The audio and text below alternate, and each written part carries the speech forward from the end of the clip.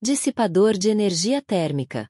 Um dissipador térmico, dissipador de energia térmica ou promotor de calor, mais conhecido, de forma pouco adequada, por dissipador de calor, é um objeto de metal geralmente feito de cobre ou alumínio, que, pelo fenômeno da condução térmica, busca maximizar, via presença de uma maior área por onde um fluxo térmico possa ocorrer, a taxa de dissipação térmica, ou seja, de calor, entre qualquer superfície com a qual esteja em contato térmico e o ambiente externo. Dissipadores térmicos têm por objetivo garantir a integridade de equipamentos que podem se danificar caso a expressiva quantidade de energia térmica gerada durante seus funcionamentos não seja deles removida e dissipada em tempo hábil. Um dissipador térmico é essencialmente usado nos casos em que a fonte de energia térmica implique por si só uma elevada radiância térmica. Há exemplo em circuitos eletrônicos com elevado grau de integração ou em componentes de hardware de equipamentos que satisfazem o requisito, como as unidades centrais de processamento de computadores e videogames, processadores gráficos e outros. Em essência, o dissipador busca estabelecer uma maior condutividade térmica entre os sistemas integrados e o ambiente externo de forma que a taxa de dissipação de energia térmica requisitada ao componente não implique, entre o ambiente externo e o interno, uma diferença de temperaturas que possa comprometer a estrutura interna do componente. Aos dissipadores dotados de uma ventoinha acoplada em suas estruturas dá-se o nome de cooler, sendo esses soluções ativas de refrigeração, enquanto que os dissipadores sem ventoinha são passivos nesse aspecto. Os dissipadores dotados de ventoinhas propiciam a dissipação de energia térmica de forma muito mais eficiente que os dissipadores passivos, que contam apenas com o fenômeno de convecção térmica para auxiliá-los na tarefa. Tipos de dissipadores. Dissipadores passivos. Os dissipadores passivos não são dotadas de ventoinhas e por isso não têm a capacidade de resfriar superfícies que gerem grande quantidade de calor. Em equipamentos de hardware são usados em chips que geram pouco calor, como chipsets e controladoras. Os mesmos possuem vantagens como não gerar ruído e não consumir eletricidade. Dissipadores ativos.